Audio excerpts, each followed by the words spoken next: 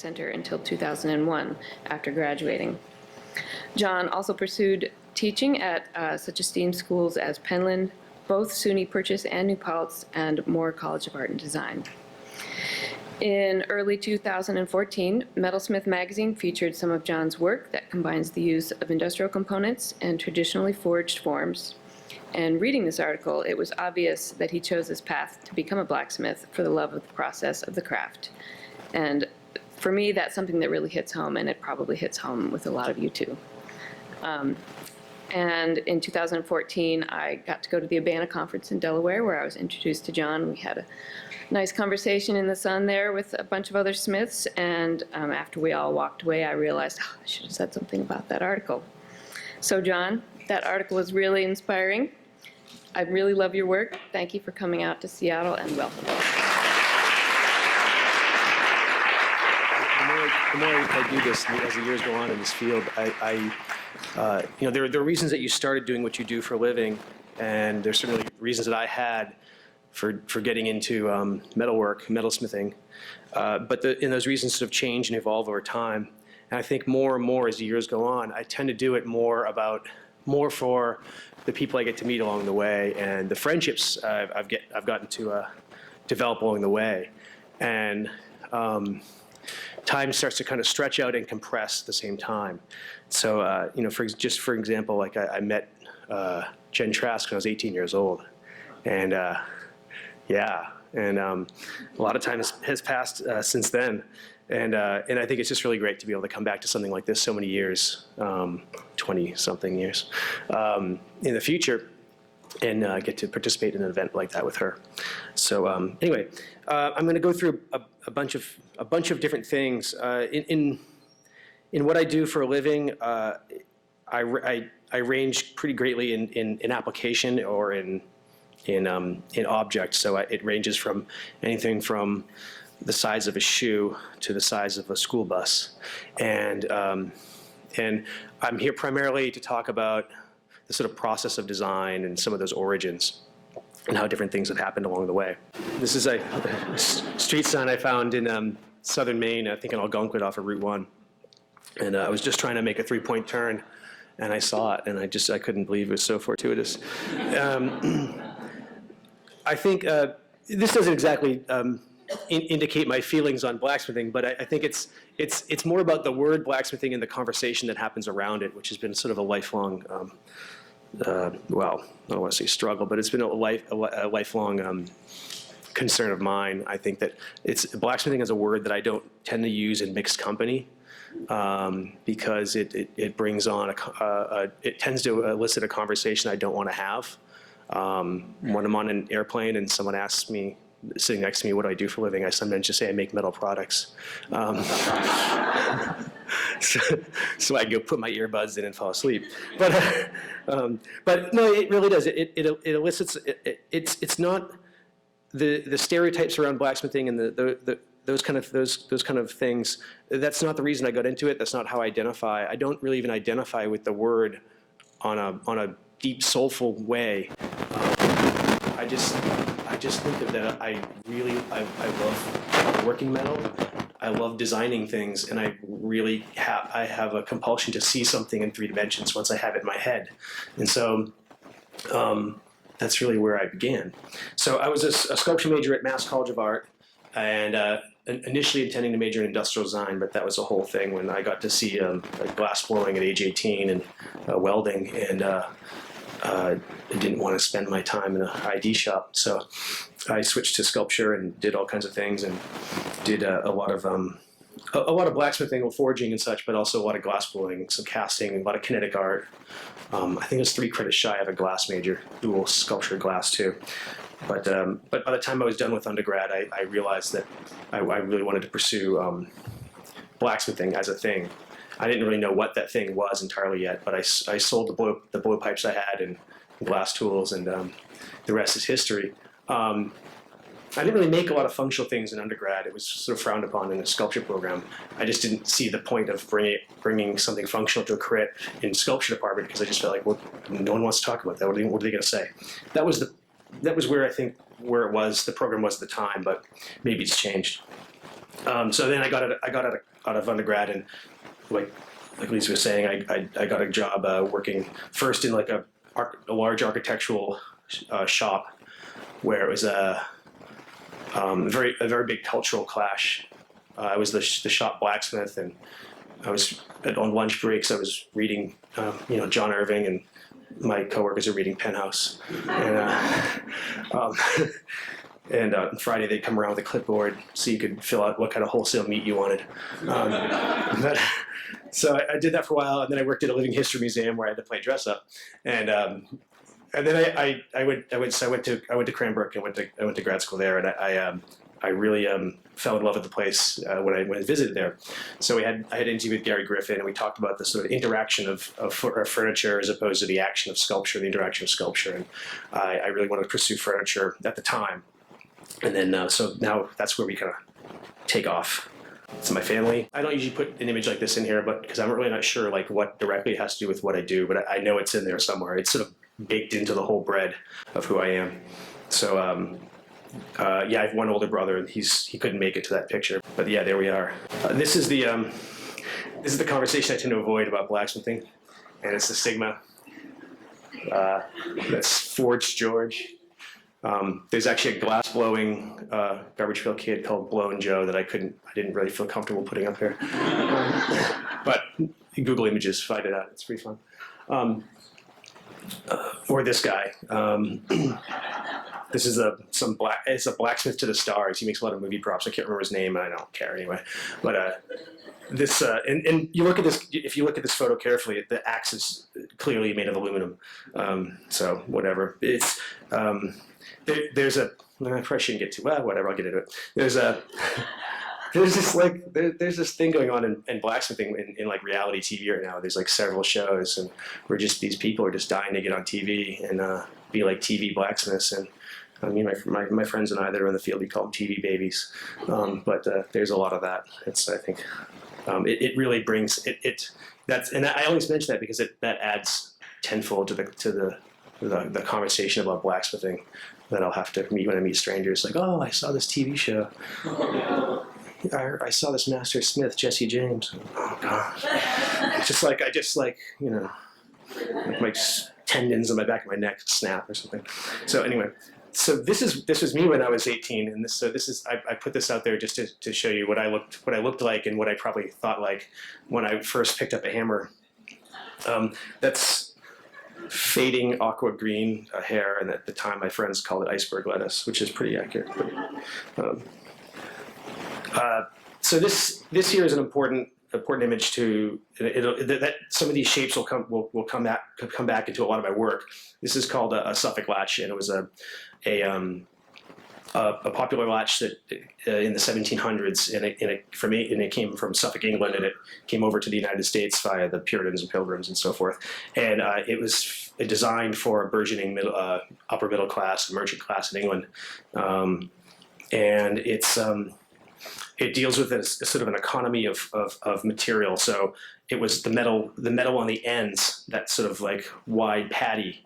That metal is pushed out. It's all made of one piece, that like latch, and so the metal is pushed out, and it usually starts from like a 3/8 or a 1/2 inch square bar or equivalent, somewhere around there.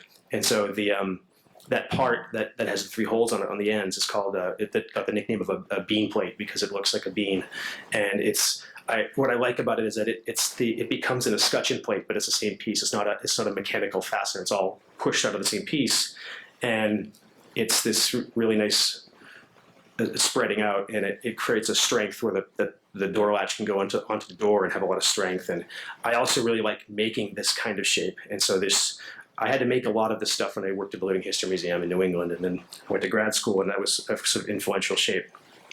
But this is an example of some of the kinds of things I was looking at the time. Many, many things, of course, but Tony Hepburn on the left and Ron Nagel on the right. But I just put, these are almost sort of like placeholder images is just to describe the kinds of things that I was looking at and the type of objects I was responding to, as well as this. So it's sort of this combination of these two things. Or these two types of things. So this is just I'm only showing one piece from grad school, but this is sort of like this is supposed to be sort of like a jumping off point for me in grad school, and then some other things happened that I'll get into in the next slide. But it's a park bench, and it's a stainless steel and powder coated steel. And in undergrad and then after school, I made a whole bunch of insect related art that I'm not going to show, but because it was probably depressed me. But it had some basis on that, and it was sort of this piece where you sat on either end, and it sat down about an inch when you put weight on it, and it kind of set itself in its own place. And the piece was called "Ornament as a Memory" because the ornamental aspects of it, these large pipes, those are actually sections of pipe that are about 5 inches in OD, and that actually is sort of like a structure. It's the ornament and the structure of the piece. So that was with that. And so then at the end of grad school, I was commissioned by a benefactor of Cranbrook to make 3 fire screens, and I talked to Gary Griffin about that, my professor. He encouraged me to do part of it at least as my grad work. So I did 3 fire screens for this client, and I did one of them when I left grad school. So the third one I did after that. But I show this because I didn't know what I was going to make, how I was going to make a living, or what I was going to do. But this sort of helped me to figure it all out. And so I've made a lot of fire screens, and they've certainly helped me to stay in business throughout the years. And I think I made 55 or 60 of these things throughout my career, and they're everywhere from Portland, Oregon to Italy to New York.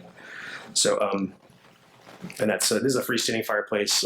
Most of the fireplaces I tend to do work for are gas fires, which I like wood, but it makes it a lot easier to design because you can make them very heavy and freestanding, and they don't need there's usually a switch on the wall that turns them on. So it's very freeing in that regard. So, and this is the one I actually did for a wood fireplace. And coincidentally, with that whole bean plate thing was actually done for an artist named Bennett Bean. So I did this right after grad school, and it was to solve a problem where it was a 1700s fire house. So I had this big 5-foot high fireplace that was the original kitchen, now the dining room. And the fireplace wouldn't draft smoke very well, and the kitchen and dining room would fill up with smoke. So we made a fire grate that's attached to a fire screen, and it raises the fire up high. And then we put a plate underneath that would just catch the embers to keep the fire going. And then the screen would just block the direct sparks. And that solved some of that. We just brought the fire closer to the flue. And then it has a screen in place for when you're using it. And in the summer months when you're not using it, it would have this bronze plate that would slide in with a frame. And so that's how that went. And then that's a detail of it. And I started doing a lot of these, and this one got featured in an American Craft, and then I got a lot of commissions in attention from that, and then I made this one from the American Craft magazine, and then this guy got into, I think, like this thing has been featured in like 5 books and 8 magazines or something like that. So it's been very, very good for my career. I've been very, very fortunate on that. And so this one was one I did for a house in Chicago that was based on that first one, and so. All the while I'm making these, I'm also making other objects that I'm going to get into as well. And that's an image of it with the bronze plate in place.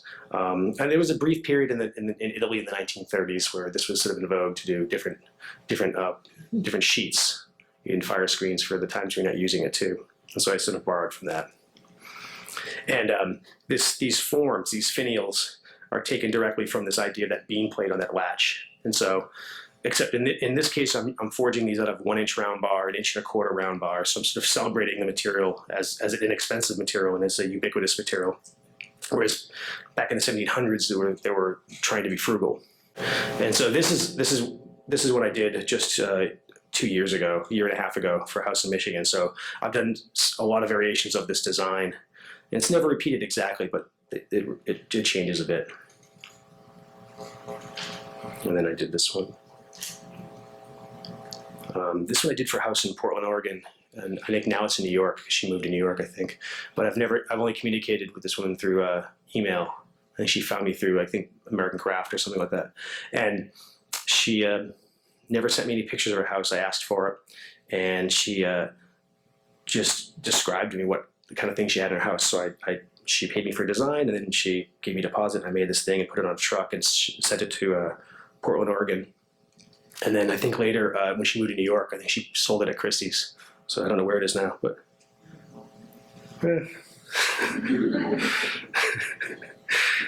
So this is typical of like a drawing I would give like a client or something like that at that time. Just like enough information to show some depth and some shading, and I call it like a presentation drawing. And that's another wire screen. And this is one I did like a year and a half ago. This one I did for a Frank Lloyd Wright house in Wisconsin, and I went to the house and looked at it, and they had a Frank Lloyd Wright original Frank Lloyd Wright fire screen, and I also made a cabinet that matched this. That was for the logs, and they were tearing out the Frank Lloyd Wright fire screen and cabinet for me to put this in there. And initially, I was shocked and I was kind of horrified that they would do that. But then I think maybe a small amount of my ego kicked in. I thought, yeah, fuck that, let's do it. He's dead. What's he gonna say? But I never got a finished photo of this piece just because the clients became so annoying. I just didn't want to talk to them anymore. So I put it on a truck, and I just didn't want to go out there and photograph it. So anyways, and then I never really sought out to do fire tools. But when you start making fire screens, people eventually ask for them, and I thought, well, okay, let's do that. I like the problem solving of figuring out how to design something you weren't previously thinking about designing. So. Let's try that. So I made fire tools, and these are little cattail things, or they're not really cattails. Actually, I call those wicks. But and then I made these guys. So these guys were made, I think, probably about 10 years apart. So I've done variations of this design a bunch of times. Yeah. And so, okay, so all while I was making those fire screens, I was also making these vessels. So I started making vessels in 1998. And I wanted to make, there were a lot of people making vessels at the time. It was sort of a new application for me. I'd never made a vessel before. In undergrad, I was just making sculpture, and I was trying to come to terms with this and to figure out what I wanted to do. And I thought it'd be a good idea to make vessels that go on the wall, and I like the way way vessels could behave on the wall. And when I was thinking about that, my initial thought was to make them be like tools or implements, things you'd hang in your kitchen or a shed or something like that. So they became these sort of like fictionalized, centralized tools. Or borrowing from different things, and I was trying to be really intuitive with these, and I was thinking a lot about sort of memory fragments and how you reconstruct objects in your head based on a memory, but the memory is actually very frail and inaccurate, and it's actually just this hazy composite of things. And so I was trying to let that part of my brain kind of run and make these things that seemed vaguely familiar and seemed like something that you had seen before, but you probably didn't. And then they're mostly steel, and then there's some titanium on that, and there's other things too. Mostly when I was using different metals, I was using it for color. And that's copper and bronze, and that's, yeah, I thought that's funny, the Alexander Calder thing too. I like this photo. I think what's influenced me most about Alexander Calder is his playfulness. And I think that he never lost the ability to play through his whole career, and so I'm very inspired by that. So here's another vessel where I'm starting to put them on a table or pedestal or something like that, and I'm just trying to figure out different ideas. And so this has got like a sort of shovel handle, and this is all forged and drilled and that kind of thing. So it's the hole drilled in a piece of 1.5 inch round titanium that's forged. And it has a tenon, so everything gets riveted up through the bottom. And this is a perforated steel, which from some of the other images I've shown you, I started to work a lot with perforated steel and forging that. And that's pretty tricky to forge in compound curves because it has a geometry already in the weave, so to speak. And so it wants to bend more one way than the other. So it requires some extra thought. It doesn't just stretch when you impart a hammer on it. It wants to go in a certain way. This is another one. And so around this time, I started doing like 1 or 2 craft shows a year. I did the Philly Museum show a bunch of times, Smithsonian, Craft Boston, maybe 1 or 2 others. And I do like 1 or 2 a year. And so I had to have, and my goal was just to do them to get galleries. And so, and that worked actually for a while. So I did some craft shows and I started doing these things, and they all had handles on them. So I started thinking of them as baskets in the studio. And eventually I started, like, I made a piece where I put the word basket in the title. It was like something satellite basket, I think. And so then I entered it in a Fiber Arts annual show somewhere out in Tacoma, Washington. I don't remember what it was, but it was a long time ago. And it got some good it got a lot of positive feedback. And then I started selling work as a fiber artist. And then I got galleries. And then I got 3 galleries that all represented me as a fiber artist. And then I've done several Fiber Arts annuals, I swear. Yeah. And actually, there's actually a documentary DVD out there that I think you can still buy online. That's of me as a contemporary fiber artist. This British couple, Graham and Pam, I think were the names, which I thought was funny. They came and lived in my house for a week and just videoed me, and came to the studio and videoed me and edited it at home, and then they sell it to I don't know who, but they just sell it. Yeah. So it's yeah. Yeah, this is another one. Just playing with form and texture a lot, and sort of sensualizing the iron. And that Metalsmith article, I think that the writer of the article used the word sensual so many times, it's for like a pervert. He actually used the word to describe the work as almost labial, and I was like, whoa, come on. My mom's might read this article. Yeah, like that was his way of like backing away from it or something. But I didn't. He said it, not me. And so a lot of this pattern here is different types of perforated steel fire welded together. So what I'll do is I'll just make pattern like you're making like Damascus pattern. So I'll just fire weld up strips of it that are 48 inches long or so in my gas forge, and then cut it apart and use it later. So this is 2 different types of perforated steel on fire welded onto like an 1/8 inch flat bar.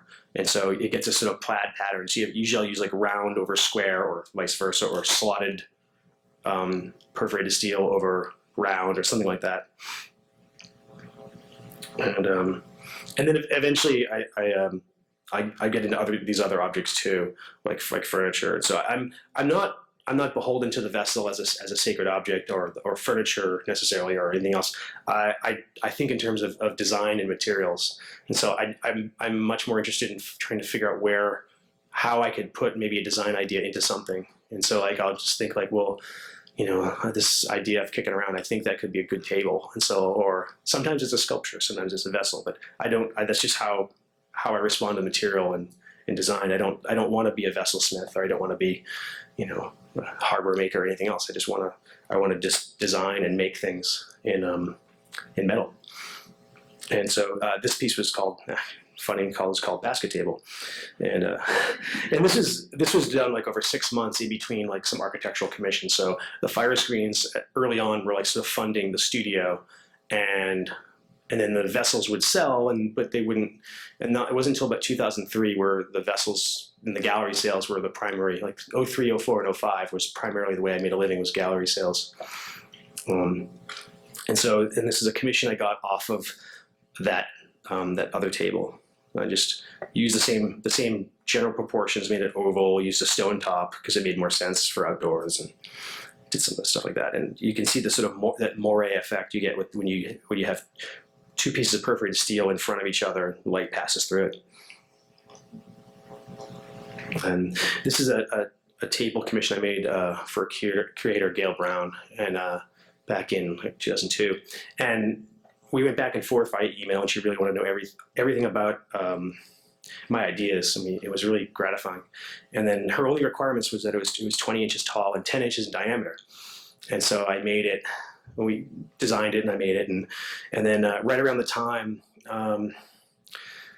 this was back, I think, when magazines were a lot more conversational in how they approached people, and so I would just get a call from American Craft, and the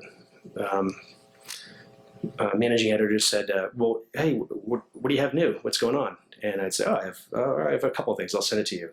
And so I sent this table and then one other piece, and they end up. Usually I wait and there's like a fact checker that will call you back and when you're getting into it, but for some reason I I didn't get Gail's permission because I thought I'd had to have time to get it later, and they just went right to print. And then I felt really bad because she didn't want people to know that she collects work from people and she doesn't do it that much. And I had to smooth it over a while. I think enough time's passed where I can talk about it, but we're friends now. But I think for a time, I think she didn't, for professional reasons, she didn't want anyone to know that she was ever buying work. She doesn't buy a lot, but we worked it out. Oh, and then she donated it to the Fuller Craft Museum a couple years ago, so that's where that is. Maybe because she hates me. I don't know. No. I have never had a desire to make a teapot, but I was asked to be a part of a teapot show through Mobilia Gallery that was being exhibited at SOFA, Chicago. And I said, well, okay, does it have to function? And they said, no. I said, okay, well, so you're looking for a handle, a lid, and a spout. And they said, yes. I said, oh yeah, I'll do that. So that's how that happened. And then my photographer was trying to convince me to put my hand in there for scale, because it holds about 2 gallons of water, or tea. Gross, disgusting, perhaps toxic tea. But I don't know, it was the first piece that sold at SOFA, so that was good. But it was a lot of fun. And these kind of things are great to allow you to kind of work out, maybe work out an idea that you were trying to work out for some other piece, but you have this opportunity. So I don't know, it just helps to do that. And this is another piece, again, with like some titanium and I'm getting more into painting these things. And I should also say that early on in my career, the first 3 years or so of my career, I was really blessed with like a group of collectors that I didn't have any galleries right away. I didn't have anything like that. I just had the kindness of some really good collectors who collected me early and like would check in every few months and kind of knew I was young and struggling and would just sort of say, hey, what do you have new? And I think, part of them might have been buying off of me from sympathy. I don't know, but they really kept me going for the first few years. And it was a really kind of sweet kind of way of like, I didn't need much to stay in business at the time but they always kind of gave me just enough. And that was really nice. And so that went to one of those collectors too. And then this one. And this guy. I made this piece for a show at 13 Moons Gallery, which is now called Jane Sauer 13 Moons Gallery. I was with them for a number of years out in Santa Fe. And a month before the show, I decided to do a craft show. And I brought that to the craft show and sold it because I didn't want to say no. And so then I had to go home and like spend a solid month remaking that one vessel for Jane Sauer. And then eventually that sold too. But this is like a copper, and it's, I don't know. Around this time, this is right around the time of shock and awe, around 2003, and I just started thinking more and more about entertainment and war and that kind of iconography. And I was starting to kind of compare like sort of leisure games with artillery, and so it's sort of like a lawn dart on the top of this piece. You can see that from this other view. And thinking about this idea of like missile fins being finials, and this that sort of play on words, fin to terminate or to be the end of something, and missile fins, and so they started doing this play on that, and so I started making basically like these missile fins as finials on these decorative pieces, and I wanted them to be very decorative pieces because they're sort of like these like light celebratory things, like centerpieces or things you'd hang on your shelves. And this one. I imagine this piece as a centerpiece on a table. It's just called Boom. And so that's, just to give you an idea of scale, I think this is probably a 12-inch diameter by 25 high. And these are 2 others. So I started getting into like pinstriping over the forged steel, and I was thinking about sort of like 1970s bedroom wallpaper and sort of young, innocent kind of things like that. So I started using those kind of things. Let's 2 others. Okay. These 2 are made about 8 years apart as well. Both sold to separate collectors in New Jersey. Weird. And then this one. So this is a large one. So some of them have like titles that sort of have to do with that. This one's called Disruptive Sky. And then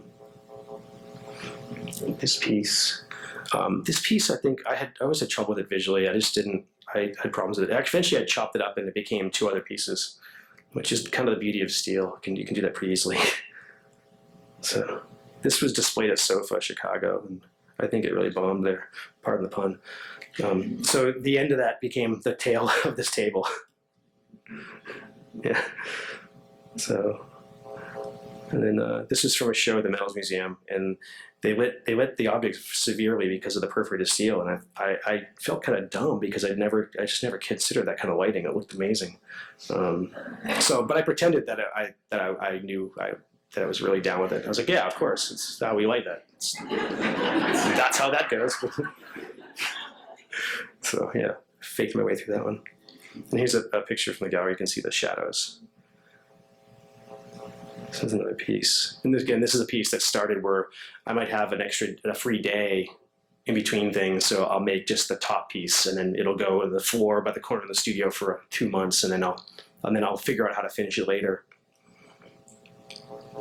And then then in 2006, I did a John Michael Kohler Art Center residency, the arts industry residency. So I have some images from that, and this is around 2006. I wanted to change my work a lot. I think I was feeling pretty burnt out.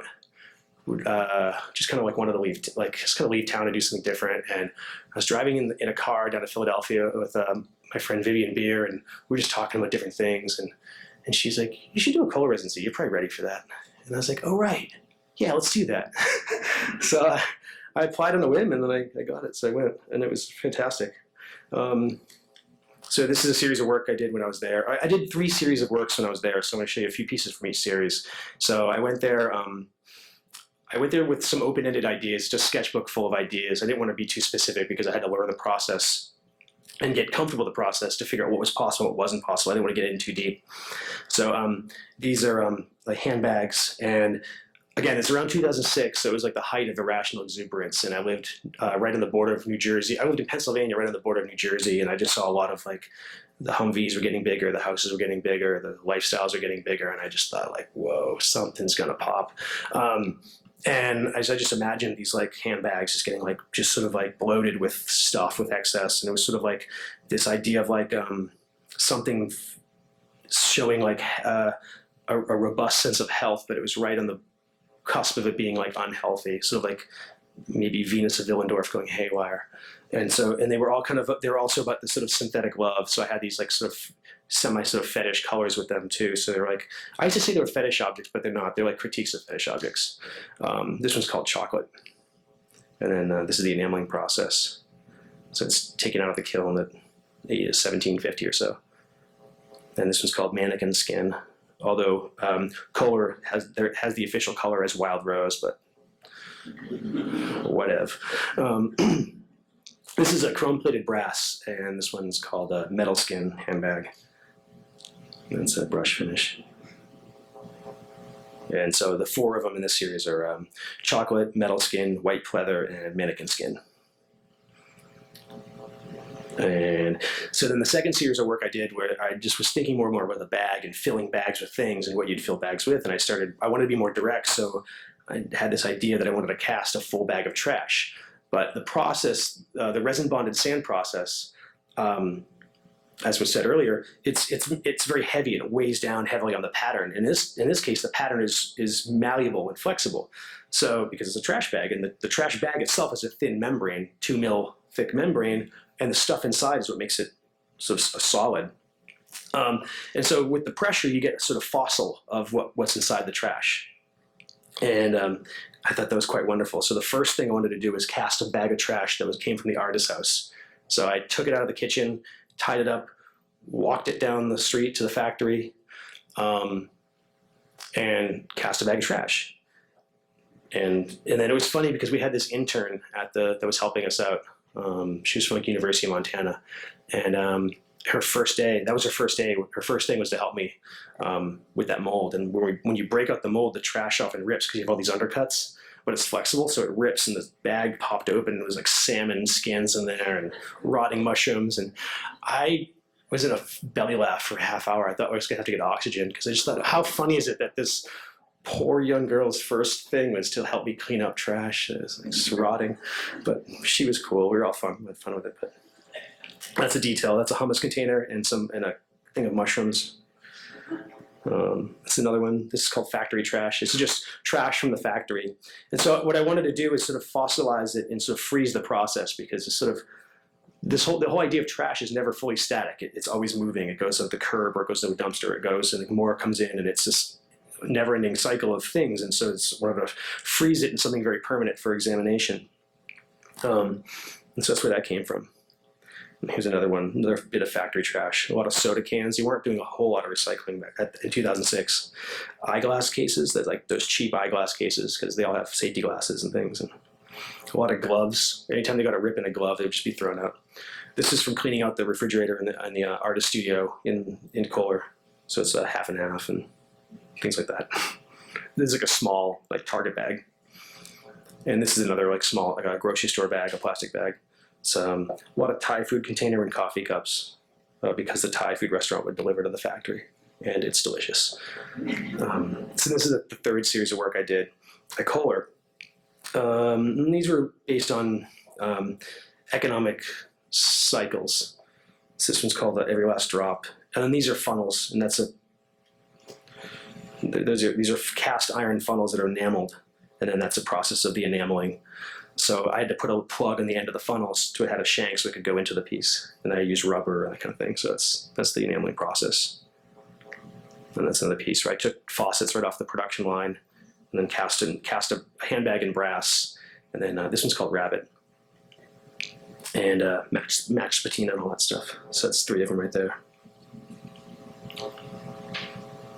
So then, so I leave Kohler. I showed all the galleries my new work. None of them were interested. So I thought it was a good time to part ways. So I just got into doing other work. And then I moved to, soon after I moved to Shelburne, Massachusetts for several years. But moving there was interesting. It was a time of great, sort of good and bad solitude, mostly good. A lot of time to think and reflect. Oh yeah, I forgot I did that little trick there. This is my backyard. It was like 5 acres, and this goes into the woods, and there's no neighbors behind me, and there's a pond in the backyard, and it was just like me and another person and a dog and cat. That's my dog.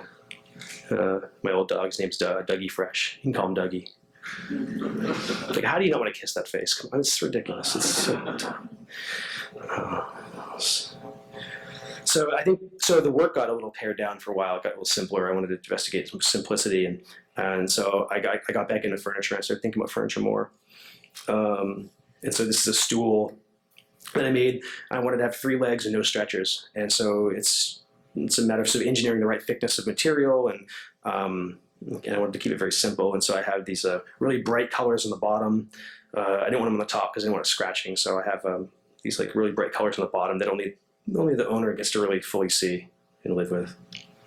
That's that, and that's a chair I did. The same idea. It has similar proportions as like a type of Sarandon chair that I used to really love sitting on at Cranbrook, and it's sort of like leisure seating. So it's like tilted back 5 degrees. So it's not like a kitchen table. It's more like a waiting room or sitting around for a while chair. But every morning I tie my shoes on that chair. So there's another table. I was trying to be more direct and just be more simple. So it's like a vessel that's attached to the back that actually holds like magazines or yarn or whatever. And then, so I was in Massachusetts for several years, and then during that time, I was approached. Well, here's another piece. I also, in that time, I did a residency at SUNY Purchase, and I did that, and it was a residency, a Wingate residency in applied design with like an emphasis on furniture. So I actually went there as a resident and faculty member for a semester and made furniture. And this is a new series of work I started, and I've sort of been working on intermittently throughout several years. And I think I'm winding it down with like one more piece, but this is the first piece in that series. And this piece is called Cloud to Ground in three stages. And so I was thinking a lot about severe weather and natural disasters and things like that. And so it's this idea of taking these objects and boiling them down to the least amount of detail you can give, and have your cognitive memory still fill in the blanks and understand what it is. So it's like a cloud, a lightning bolt, and then like land. And it's interesting when you take a lightning bolt, like a picture of a lightning bolt, which is very flat because it's light against black, and then you try to really imagine what it really looks like in 3 dimensions, because it is a 3-dimensional thing, and it looks very branch-like, which is interesting because lightning and branches are both just like forms of energy. One just happens very slowly, and one is just energy bouncing off of light crystals in the sky in seconds, or half second or quarter second. And so I thought that was interesting. People would call it a branch. And I thought, well, yeah, it does look like a branch when you really look at it in 3 dimensions. So it's actually painted with a phosphorescent paint, a phosphorescent mineral. It's a powder I mixed in with a clear coat, strontium 64. It's some stuff I got off of a shady website out of California, where he would only accept check, and he said, just mail me the check first, and I'll ship it out to you. And it's the most phosphorescent or luminescent mineral that's non-radioactive. I think there's strontium 65 is radioactive.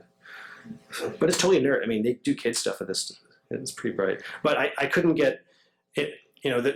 The quickest way to bewilder a photographer is to ask him or her to shut off all the lights and take a photograph. It's like they make their living on light. So I argued with him forever to like make it darker. And this is as dark as I could settle for, or you could settle for. He was crumbling the thought of shutting off all the lights and using his camera. And this is another one. It's like a double funnel crab. That's a detail of it.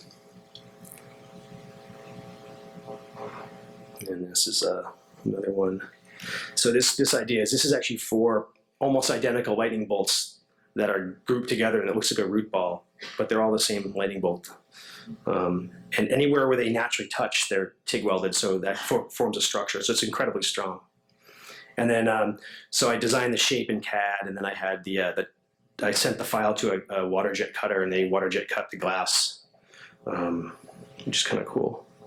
That's a detail of it. The top is paint that's been scorched with a MIG welder. And I showed that in some other images too, but I forgot to talk about it. But it's just the process where you take like perforated steel or some piece of steel, and you connect the ground to it, and then you have your torch, your gun in the other hand, and you hold it about an inch over it, and you just kind of create whatever pattern, and the molten balls of metal hit it, and then form carbon stains, and then you can put a clear coat over it and freeze it.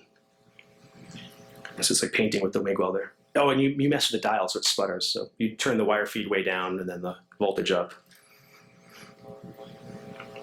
Okay, so around this time, let's see, around 2008, 2009, late 2008, I was approached by Yale University art galleries via email to come and meet with them about a railing they needed restoration or repair on. And I don't usually do restorations or repairs. But because it was Yale and it was Yale Art Galleries, I went to the meeting, and they were liars. It wasn't that at all.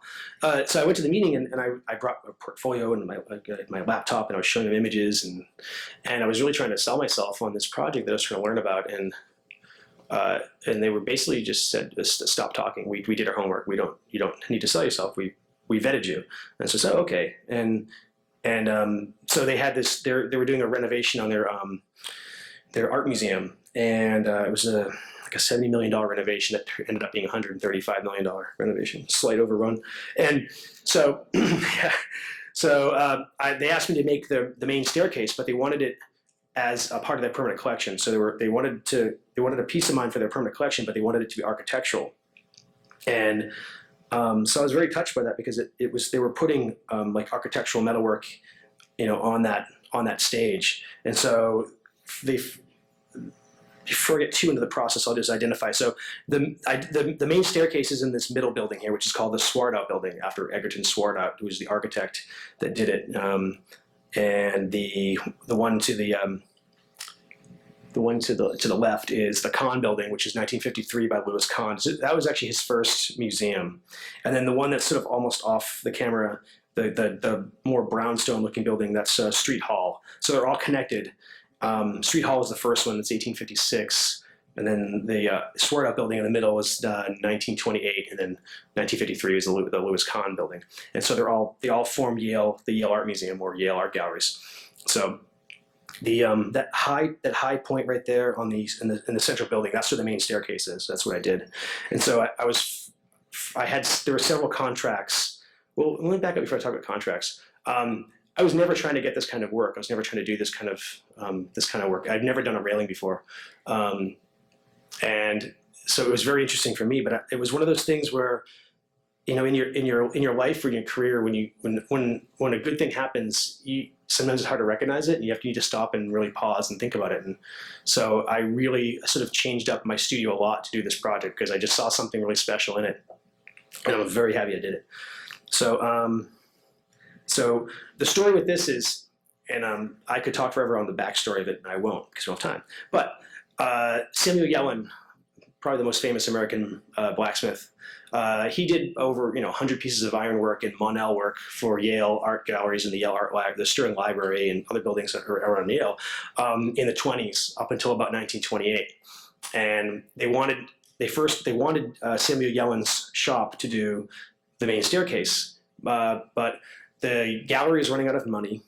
And Samuel Yellen's health was starting to fail, and he went off to Europe to be cured in the salt baths, or what he thought to be cured in the salt baths. And then he went to Europe, and he fell into depression and wouldn't get back on the boat, so they couldn't contact him, and he wasn't being responsive. He wouldn't leave his hotel room for a while, and there's a whole backstory behind that, but I won't get into. So long story short, they end up getting a guy that the contractor knew, which is this guy Richard Adlerhurst, who's a local blacksmith, to do the railing, and it was, I want to mix words, it was a hack job. It was really bad, and it didn't really serve the issue of the railing. And so when I was hired on, I first had to figure out the whole problem with the railing in the first place and why we got to this point, and then try to maybe rectify that somehow through design. And so I got to spend like a month in the Yale archives with their archivist. We reading letters back and forth between Samuel Yellen and Yale, and the architect Egerton Swartout, and the Yale comptroller, and everyone snipping and talking behind each other's backs and backstabbing and that kind of thing. And this is some of Samuel Yellen's work. For those of you who don't know, Samuel Yellen is most known for the Gothic Revival style in ironwork, and although he did other things, but that's what he's most known for. He was active from 1909 to 1941, but mostly known in the 1920s. After 31, a lot of shops either scaled down or went out of business due to the stock market crash.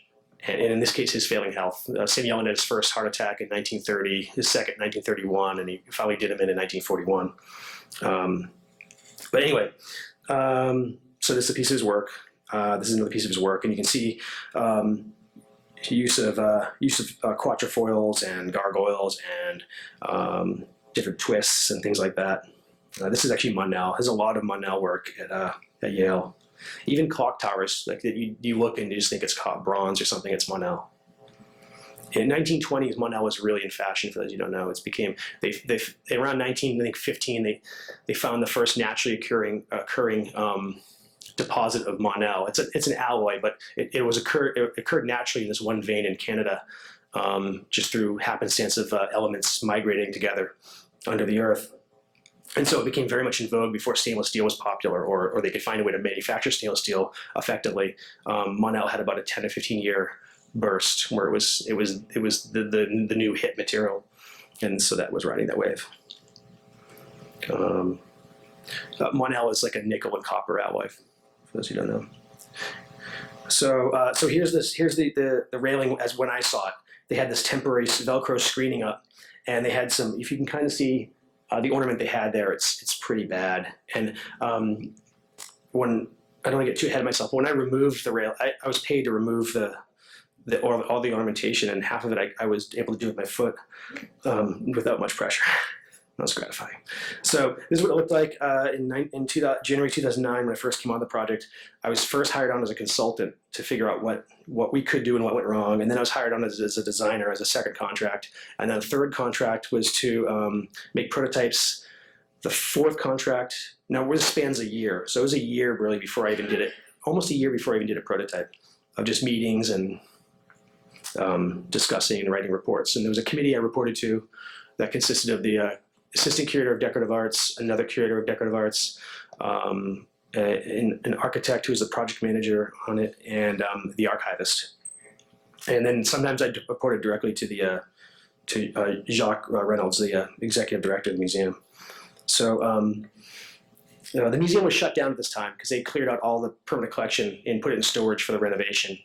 They were adding a glassy fourth floor on the building and new elevators and doing all this stuff.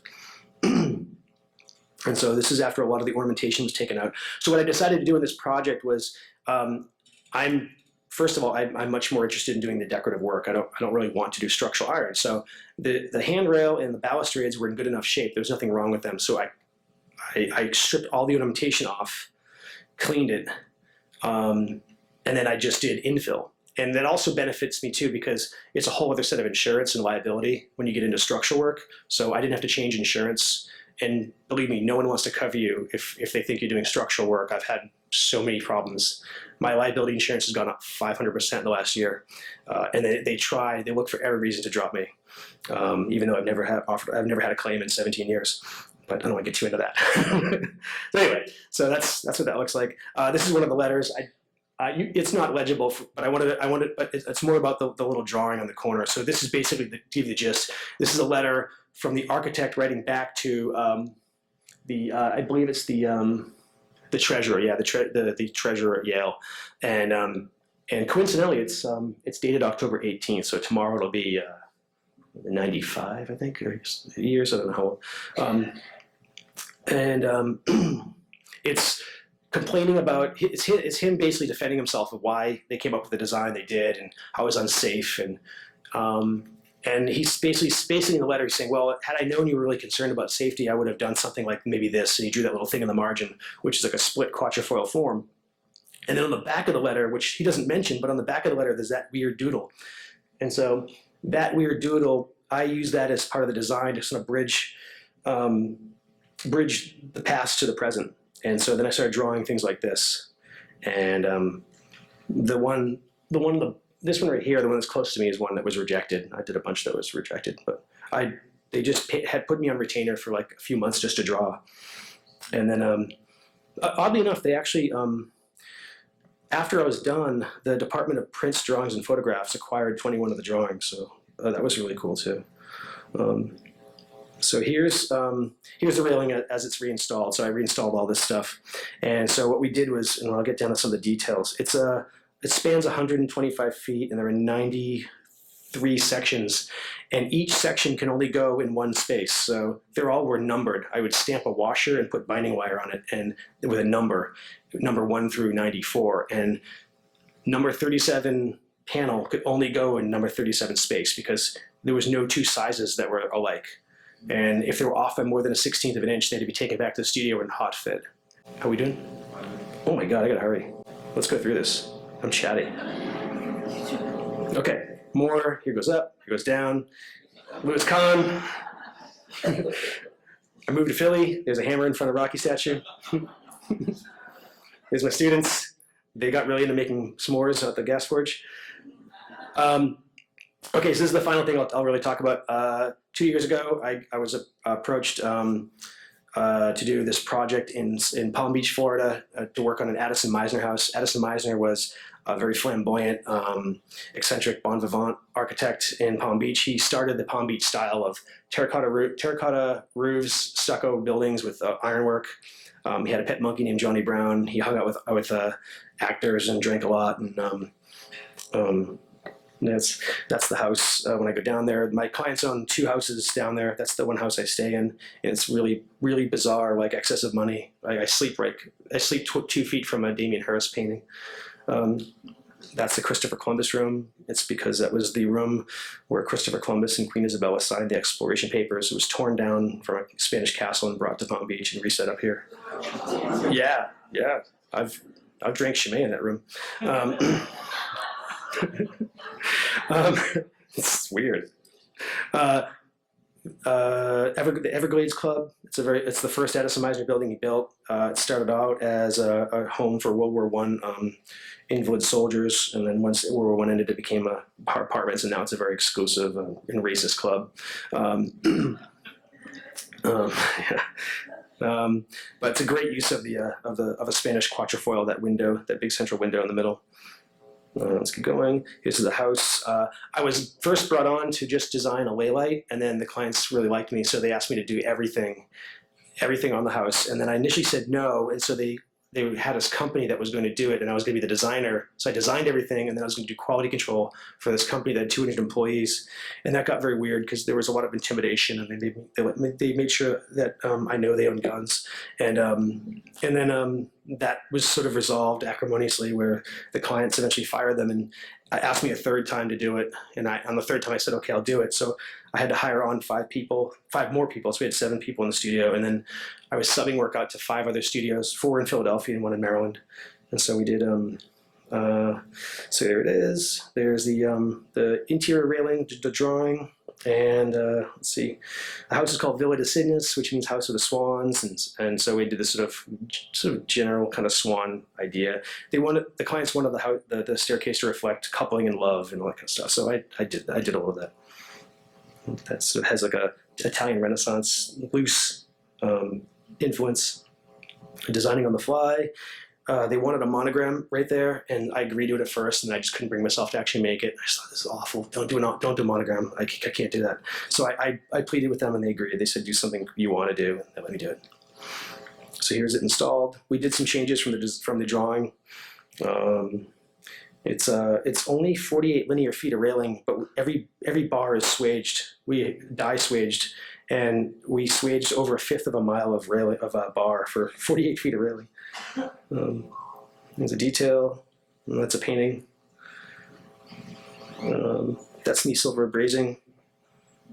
All the architectural bronze handrail is silver brazed. There's another detail. You're looking up.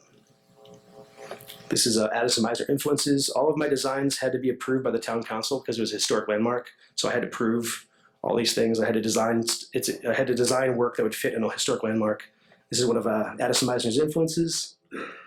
This is some drawings, and then they got turned into CAD drawings. This was done by the company that was eventually fired because they wanted a water jet cut everything out of just plate, and that's not what the client wanted. They wanted forged work. So that's an old gate. That's the architect's design for a gate, and then that's my design. And this is a pencil drawing. So I went from pencil drawings, and then we put them into CAD, and then they were turned into CAD drawings from the pencil. But everything originated as a pencil drawing.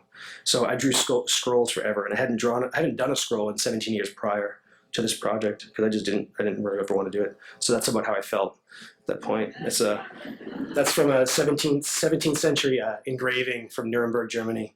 And so you can see he's smoking a pipe with scroll work and acanthus leaves, and I'm pretty sure it's urinating, and then something's coming out that end of a scroll. Cycling, it helps to turn my brain off at night or during the day. I got really into cycling this year, or last year. So here's a railing. These are the drawings we had to produce for the engineer. There was an engineer of record, had to approve everything for a Category 5 hurricane.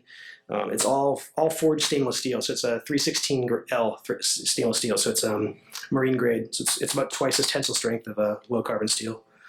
Here's it in process. Here's with the engineering certification. Every drawing, we had about 50 drawings, and every drawing had to be certified by the engineer that I hired in Philadelphia, and then recertified by the engineer in Florida, even though my engineer in Philly was certified in Florida. That's the connection points. It was a mess. That's the engineer's math, some of his math that the engineer in Florida wanted to see, which is really like a giant middle finger from one engineer to another to say, let me see your math. That was really bad. That was my holiday party last year. These are all the people that worked for me last winter. They've all gone on, a lot of them have gone on to do other things. That's in the playpen. That was the balcony rail that I was working on. TIG welding, hinge barrel on the day that we're supposed to leave for Florida. I'm not sure, whatever. I'll just click. This is supposed to be automatic, but all right, we won't do the video. Where are we going here? There it goes. This looks like our greatest hits album. That's the first day of install. This is after installing one of the balcony rails at 2.5 feet above sea level. That's me installing light above the sea. This is a railing done by a good friend of mine. I designed it and did quality control. I made the flower in the middle. That's it on this one. There's the one my studio produced. What's that? So again, this is all oxide, stainless steel with oxide finish. Installing. More grills, lunch. I just like that shot, right on the seawall. Yeah, loggia doors, or 2 loggia doors. Everything had to be UL approved, all the lighting, so we had to get UL tested. That's blown glass panels. I had a glass blower make the blown glass panels. And here's some of the install crew, not everyone pictured. I never laughed so hard my whole life, and I also had never been so stressed in my entire life. I simultaneously, in one day, almost passed out from laughter and from exhaustion. So that's the driveway gate. That's another picture of driveway gate. This is the original design of the door grill. That's my design. We made a temporary design that historic landmarks would pass. Here's the making of it. It's all bronze and stainless steel. That's the 2 with the Abe posing. One of my employees. There's the door grill, silicon bronze and stainless steel. Here's another detail. Here's it at night. Here's the house. Here's after install. Paddleboarding with the client's boats. Here's a piece getting back to Philadelphia. We're getting back into that series of work, fitting it in. Here's some projects we're working on now. I made this guy, and I'm making another one soon. So that's that's in process. It's a park bench. That's the piece done. It's lightning and tornadoes. Small piece. We're making 4 of these for a house in Philadelphia. These are just ginkgo chairs. Just core drill a hole in the boulder that just sits on one post. This is a piece I made in 2012 at Penland, and I was really getting this idea of making, just trying to make metalwork be very cute and adorable, or as we say in my studio, cradorbs. So this is just an example of that. It's my friend's dog named Puppy Cat. She comes from the island of misfit toys. So we're making this thing next month. It's bronze and stainless steel otter bench. And we're making this 2-seater. It's a young whitetail buck. So we're trying to just do different things here. I could explain it, but this will look very different when it's done. But this will be cast glass and stainless steel. Okay. And here's the last 2 images. We're making these. These are going to be bronze planters. And that's it. Woo!